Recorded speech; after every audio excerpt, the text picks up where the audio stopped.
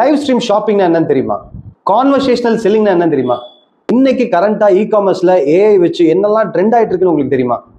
இதெல்லாம் தெரியாது அப்படின்னா you are invited to Starnet வழங்கும் south India's largest D2C event D2C.connect summit and expo நம்ம கோயம்புத்தூர்ல லீ மெரிடியன்ல கம்மிங் நவம்பர் 30 நடக்க இருக்கு.